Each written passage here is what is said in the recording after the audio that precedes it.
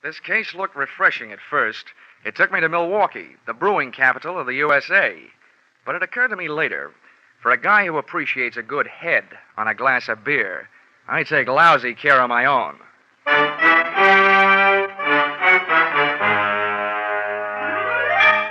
This is another in the adventures of America's fabulous freelance insurance investigator, Johnny Dollar, starring Charles Russell. At insurance investigation, Johnny Dollar is only an expert. At making out his expense account, he's an absolute genius.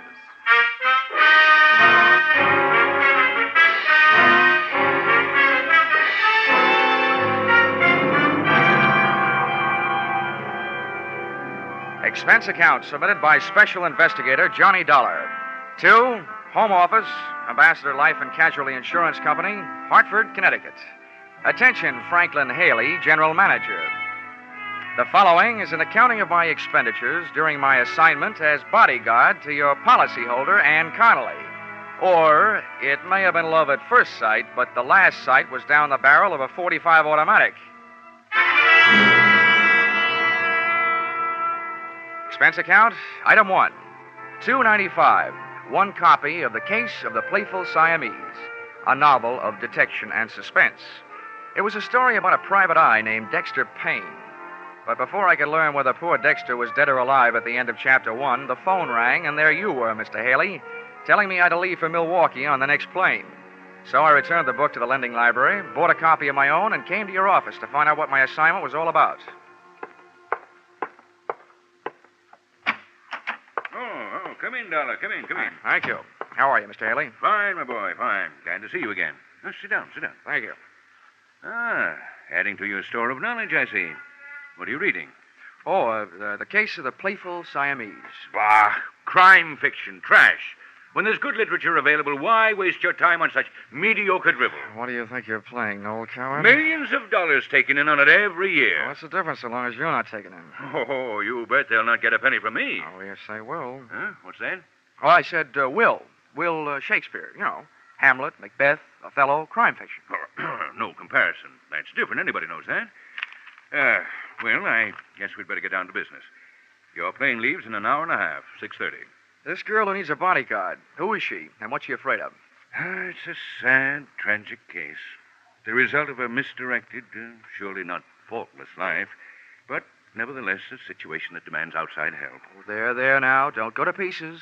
All I asked was what's her name and what's she afraid of. Her name is Ann Connelly. 6 years ago, she had the misfortune to fall in love with a man named Neil Grafter, a man of violent passions, jealousy, and so on. He misrepresented himself to her. He plied her with luxuries. And then, practically on the eve of their wedding, he was arrested for grand theft. Uh-huh. Yeah, I think I can ad-lib the rest. While he was in prison, she didn't get tired of the luxuries he'd given her, but she did get tired of waiting for him. Well, he had lied to her, and 5 years is a long time. True. The point is, Grafter's coming out on parole today, and Miss Connelly is terrified at the prospects of her first meeting with him. His violence, you know. Mm-hmm. He once threatened to kill her if she so much as looked at another man. We want you with her when Grafter arrives. Well, why me? Aren't there bodyguards for hire in Milwaukee? Well, we hold a large paid-up policy on her life, and we want her protected. Besides, she's practically penniless.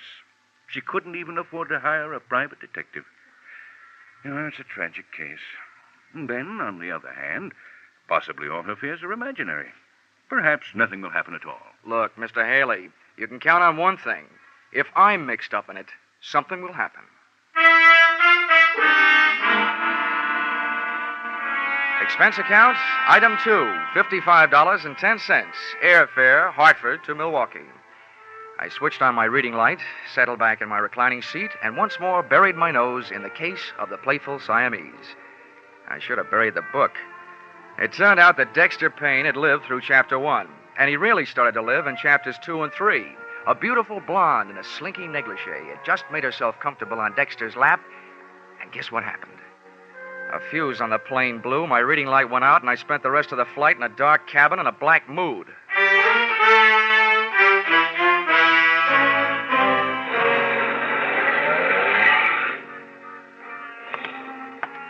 Expense account, item 3, $2.50. Cab fare, airport to the address of Ann Connelly. which, for a girl who couldn't afford a detective, was quite a hunk of a dress. Unless she was living on Friends.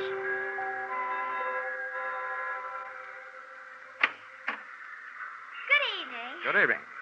In case you are looking for Miss Connelly, she is not here. In fact, she has went out for the entire evening. Oh? Well, I think she's expecting me. At least she sent for me. She sent for you? Yeah, I'm Johnny Dollar from the insurance company. Oh, how dense of me. She did mention in passing that a detective would show up. Step inside, please. Thanks. Just hang up your coat and things. All right. She wishes you to remain until she comes home, which could be any time after the joints close up. yeah, sure. And, in the meantime, I have been instructed to see that you are comfortable. So, what would you care for, a straight slug or a highball? Well, a highball would be fine. Step this way, please. Yeah. Oh, the floor's waxed, so watch that throw rug if you don't wish to land on your ear. Okay, thanks. Hey, it's a nice place. Do you own it? Most decidedly not. To me, it is a sweatshop. I am Cora. I am Miss Connelly's personal maid. Personal maid? I agree that I do not look the type. I only accepted the position because I was on my uppers. My regular racket is specialty dancing. Please be seated. Thanks. Cora, if I may call you Cora? Oh, please do. Cora, as I understand it, Miss Connelly needed a bodyguard, but she couldn't afford to hire one. So she asked the insurance company that holds a policy on her life to supply one. Well, that's me. And now I find out she lives in a house on the right side of the tracks and has a personal maid. I'm confused. Listen, Mr. Dollar. It is my opinion that preventive measures should start at home, if you know what I mean. No, I don't. In other words, she needs a bodyguard like I need a foster mother. What do you mean by that? From what I have saw, she has more men hanging around to protect her than Princess Margaret. You know, if they were divided into a line in a backfield, they could walk over Notre Dame. Especially a handsome specimen named Ray Merrick, whom she is dating tonight. Well, what about this guy who's coming out on parole? Pardon me? Neil Grafter. While he was cooling his heels in prison, she was cooling her love for him. And she's afraid of what will happen when she tells him. This is news to me. Of course, I have been in Miss Connelly's employ only a few days, but I have not heard mentioned any kind of a grifter or a stir bum in her past. Now, as regards to your highball, would you care for scotch, bourbon, brandy, soda, or plain water? Make it scotch, soda, and no ice. Hey, Cora, if you don't mind a compliment, that outfit you're wearing, naked sandals, quilted skirt, and that sweater, make you look less like a personal maid and more like a personal friend of Errol Flynn's. I should live so long, but I thank you for your appreciation. It's part of my condition here that I am allowed access to Miss Connelly's wardrobe. Except for, here, we're the same size. Here's your scotch end. Thanks. And, if there's anything else that would add to your comfort while you wait, name it. All I need now is an easy chair and a lamp. I'll get back to the case of the playful Siamese. Pardon me?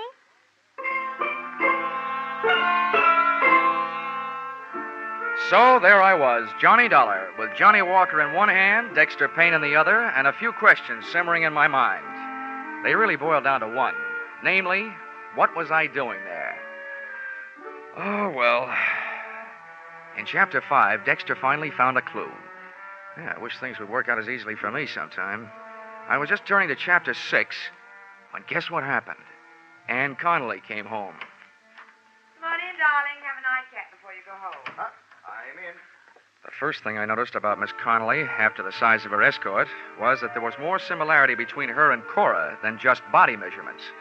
Their hair was the same shade of brown, and at first glance, at least, even their features were the same. Then she saw me. Oh, you startled me. But you must be Mr. Dollar from the insurance company. Check. This is Mr. Merrick, my lawyer, and my friend, Mr. Dollar. How are you? How do you do? I hope you've been comfortable. Thanks, I have. Too comfortable. Usually when I'm sent to guard a body, the body is there to guard, not out on the town until 2:30 in the morning. Well, of all the... Now, wait a minute, honey.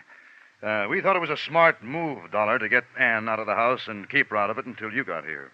All right, Mr. Merrick, while you're in the mood to answer questions, maybe you'll tell me why with a layout like this and a personal maid, did Miss Connelly turn herself into a charity case? Why didn't she hire a local muscle man? That is none of your business, and if you don't like your work, go back to Hartford now. Go back tonight. Go. And, darling, hold your My temper. Now, you'll have to inconsequential forgive Miss tin Connelly, star. Dollar. Her nerves are on edge. You can understand that. Dollar, the fact is that she couldn't afford to hire protection. A, because her funds are low at the moment. B, because there's no telling how long she'll need protection. There's no way of knowing when Grafter will show up. Does that answer your question? I had planned a winter in Bermuda. I hope Grafter makes up his mind before the thaw sets in. I only hope you're as sure of yourself as you sound, Mr. Dollar. I try to be. Well, I think I'll skip that drink, Ann, now that you're in safe hands. I think I'll go home, get some sleep. Of course, Ray, if you think it's all right. I'll see you tomorrow. Yes, I'll call you in the morning. Dollar, Yeah? if there's trouble tonight, Ann has my phone number. Oh, thanks very much. But I'd rather have a baseball bat.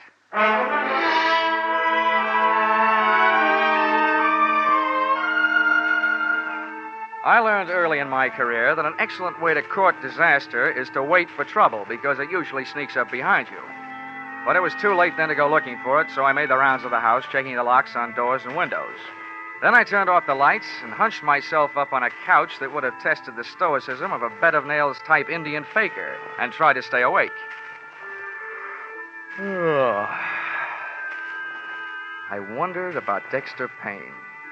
I wondered if the playful Siamese was a cat or somebody from Siam. And I just about made up my mind to duck into the closet with my trusty Ronson and read until the fluid ran out. And guess what happened? A door closed quietly, and a white-robed figure floated toward me. Dollar. Pardon the intrusion of your privacy, but there are certain things I'd like to hash over with you in secret. Oh, wait till I see if I can straighten my back, Cora, and I'll make room for you on the couch. Many thanks. All right. I hope you don't mind my state of attire, but I didn't bother with the robe in case the noise of the closet door might waken Miss Connelly. That double-talking nail. Oh, here, I'll put my jacket around your shoulders. Thanks, but I can only stay a minute. Listen, Johnny. You may think me meddlesome, since it's none of my affair, but I couldn't help it over here. And them two were feeding you a line of downright untruths earlier in the PM. Well, this is the best news I've had since I got here. Give me more. It was in regard to Miss Connelly's financial standing. I happen to know that dame is as solvent as the state of Wisconsin. Well, on that I haven't read up. She's fat, and I'm not casting aspersions on my own figure. Oh, please don't. How'd you find this out, Cora? It is not that I make a habit of putting my nose where it does not belong. But when I see a book lying open, I can't keep my eyes away. Yeah, I know just how you feel. Well, in this case, it happened to be her bank book. And with that balance, she could afford J. Edgar Hoover. Yeah. Why are you telling me all this? Have you got something against her? Mr. Dollar, if you are casting aspersions upon my honesty... It's only a faint suspicion, but you could be trying to talk me into leaving the case and leaving Miss Connelly unprotected. Well, I am thoroughly disappointed. A fine lot of thanks after I braved possible pneumonia. Oh, Cora. It so happens that I told you because I am a strong believer that it is decidedly crummy for anyone to take advantage of their fellow man. Now, look, Cora. But from now on, you can take a flying leap. Cora. If you were dying of thirst, I would... What's that?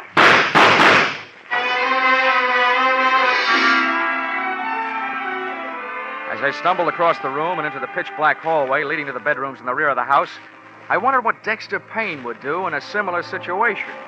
To both Dexter and me, life was just a bowl of uncracked nuts, unopened Chinese fortune cakes, and unanswered questions headed up by Who Shot Whom?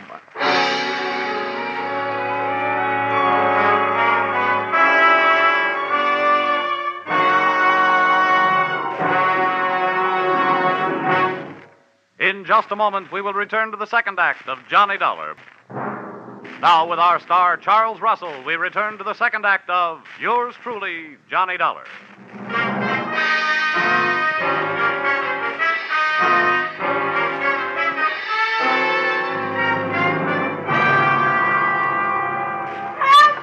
Somebody help me! Ann Connelly's hysterical screams told me the way to her room, but before I got there, a stream of cold night air blowing into the hall through an open door to another bedroom stopped me. The draft was coming from a smashed-out window. And the smell of cordite that came with it meant that this room had been the shooting gallery. The corner of my eye picked up the corner of a white garage just as a king-size shadow of a man crossed it, and I went out after him. I made the garage in a dozen heartbeats. Believe me, the way my heart was going, that was record time. And as I skidded around the corner, an arm about the size of a fire hose came out of the darkness, crooked around my neck, and pulled. Face that loomed up above and in front of mine was ugly, bearded, and wild-eyed. So, you're working against me, too. Let go. What's the matter with you? Yeah, sure. I'll let go. Oh, you must be Neil Grafter. I didn't kill her, did I? Because she wasn't in her bed. Oh, where was she? With you? No, she wasn't with me. What's the matter with you, anyway? So she went sour on you. Happens every day. They even write songs like Don't Cry Joe about it. Look, you spent enough time in prison to learn not to like it. Why set yourself up to go back for the rest of your life? You were smart enough to get out on parole. Why don't you get smart enough to pull yourself together? Prison? I don't remember any prison. I forget things sometimes. Oh, but I could ask the doctor. No, not anymore. Who are you? Another one of her men? Look, Neil, why don't we go someplace where it's more comfortable than this, huh? What? Someplace nice and warm, and we'll talk. Oh, no. No. Everybody tries to play tricks on me. Nice and warm, with bars on the windows, and people making noise all over the place. Well, you're not going to stop me. Nobody is. Why don't you let me help you then? Come on. That's what the doctor kept saying. You're a doctor. Well, I don't need any help. I can do it myself. Now, calm down, Grafter. With my own hands. Here, I'll show you, doctor.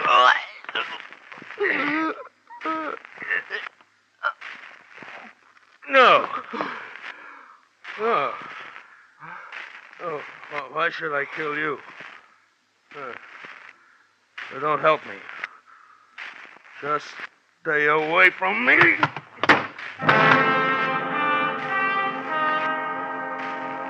He went. And what's more, I watched him go. One, I didn't have enough strength to get off the ground.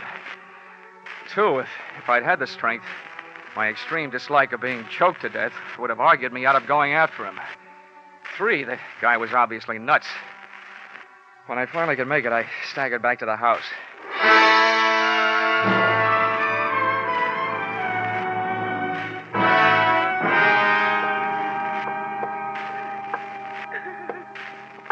You can turn on the lights, Miss Connelly. He's gone.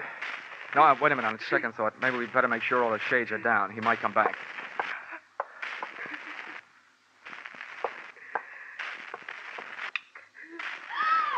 Johnny! Your throat. What did the lug do to you? You might say he saved my life. At least when he got halfway through the job, he changed his mind about killing me. You talked to Neil? I tried to, but he didn't understand anything I said. And Miss Connelly, he didn't talk about wardens and paroles, as in prisons. He talked about doctors and barred windows and noisy people, as in mental hospitals. Do I translate that to mean that he's off his rocker? Cora, please, go over there and sit down. Will you? I'll get to you later. Well, palm me. Just pretend I'm elsewhere someplace. After all, it was only my bed that he blasted. Did you hear that, Miss Connelly? Yes. Yes, I know it was a horrible thing to do, having Cora sleep in my room. I was half crazy with fear. Why doesn't Ray get here? He promised to hurry. Maybe we can air some of the linen before he arrives. Instead of being in prison, which was a story I got, Grafter was in a hospital for the criminally insane, nursing a big yen to ventilate your head. Is that right? Please, Yes. Yes, that's the truth. He escaped a month ago. A month ago? Yes. The doctors notified the police here that I was in danger, and they supplied a 24-hour guard for the house. But after a month, they decided Neil had gone someplace else, so they withdrew the guard. Oh, great. So the only people left who cared more about your fate than they did about mine was your insurance company. Well, we had to do something, but I didn't have any insurance. What? So Ray bought a policy for me, and then we contacted the company. Aha. Legal blackmail, huh? Which brings to mind a meaty little question. Did you lie to the general manager, Franklin Haley, about where and what Grafter really was? Or did that misplaced con man hoodwink me into this mess? We told him the truth. I swear we did. Okay. I hope he lives through my expense account because that little trick is going to cost him.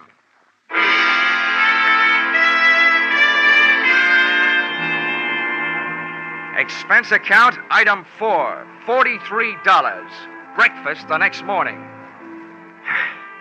Over which I managed to steal a few moments alone with Dexter and his dilemma. In Chapter 7, Dexter finally came upon the corpus delicti. The only sign of life in the place was a Siamese cat playing with a ball of string. But before I could find out how the cat figured into things, the phone rang. Hello? Mr. Dollar, please. Yeah, this is Dollar. Your call to Melville State Hospital is ready. Oh, fine. Go ahead, please. Hello? Dr. Downer here. Who is there, please? I am so busy. Oh, well, this is Johnny Dollar, Doctor. I'm an insurance investigator. But I don't want any. I am so busy, please. Oh, no, Doctor, investigator. I want to talk to you about a patient of yours, Neil Grafter. Grafter? Mm-hmm. Oh, yeah, the paranoid schizophrenic. Oh, a very interesting case. Complete fragmentation of the mind, total loss of synthesis. But he is no longer here for a while. Yeah, I know. He was here last night. What? Oh, what was his condition? Perhaps a state of passive negativism? All I know about his condition is that it's dangerous. He tried to kill his ex-girlfriend. Oh, yeah. I remember. Extremely strong obsession. An extremely strong man. Look, I've been hired to protect this woman. Now, what I want to know is, will he try again? There is no doubt. Well, when? Tonight? I would say tonight. The degree of hallucinatory enmity towards this woman and everybody about her, the depths of his obsession... Whoa, wait a minute, Doctor, wait a minute. You're way over my head. But you do think he'll be back tonight? I am positive. Thank you, Dr. Kildare. And all Dexter has to worry about is a playful Siamese.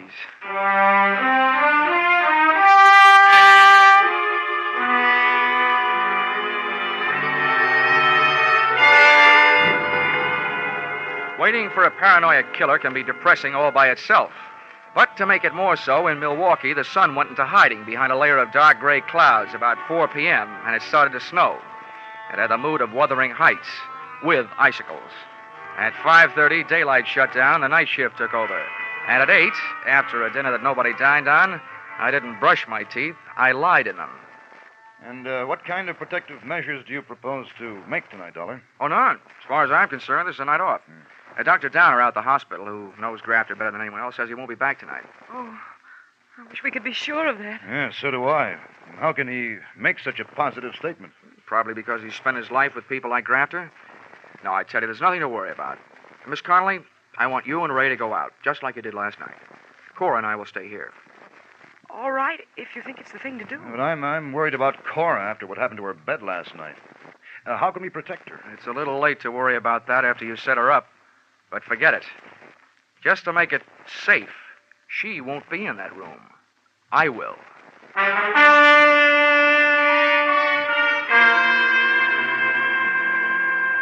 Expense account, item 5, $50. Refreshments.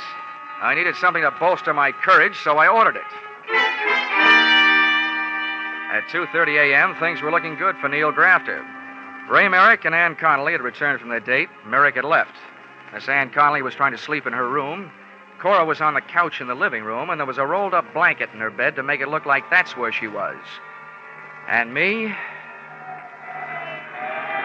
I was out in the snow, huddled near the incinerator, with an iron poker freezing to my hand, with a good view of the house and a poor outlook on life.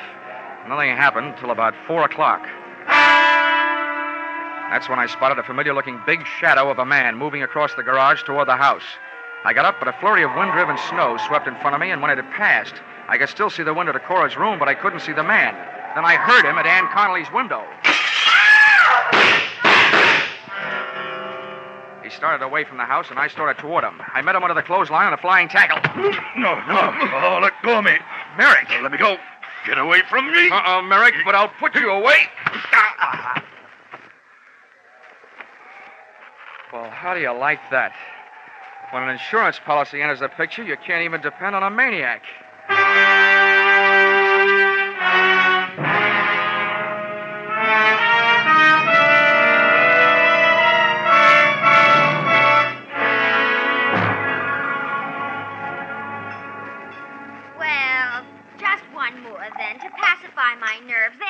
happen. Now, take it easy, Cora. This is a fine time to start falling to pieces. Oh, why doesn't a doctor get here? Now, don't worry. He's coming. I've called for an ambulance. If Miss Connelly kicks off, I will hold him personally responsible. Now, look, Cora, I appreciate your feeling toward your fellow man, but Miss Connelly made a pigeon out of you. She hired you because you looked like her. She had you parade around in front of those windows wearing her clothes. I am aware of all those double dealings. She even had you sleeping in her room where Grafter almost blasted you. Now, what I want to know is why are you so anxious about her recovery? Because she owes me a week's pay. If this Sawbones doesn't pull her through, I'll sue the city of Milwaukee for my arrears.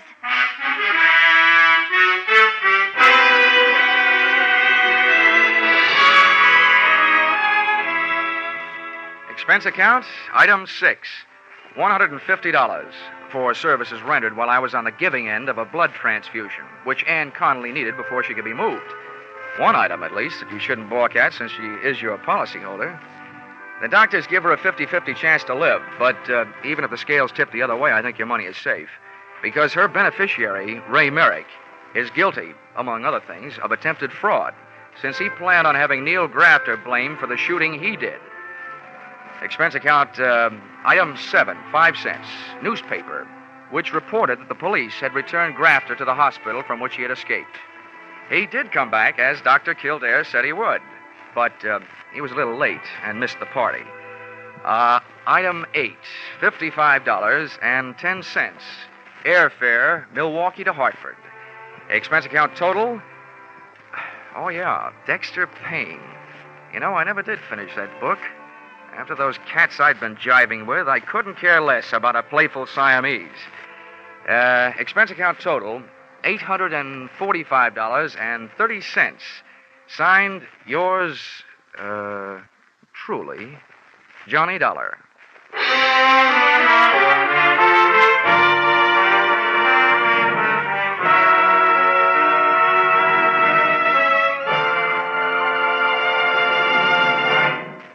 Yours truly, Johnny Dollar, is produced and directed by Gordon T. Hughes and stars Charles Russell. Script by Paul Dudley and Gil Dowd. Featured in the cast were Betty Lou Gerson, Sandra Gould, Bill Johnstone, John Daner, Bill Conrad. The special music is written and conducted by Leith Stevens. Your announcer is Bob Stevenson. Be sure to be with us at the same time next week when another unusual expense account is handed in by... Yours truly, Johnny Dollar.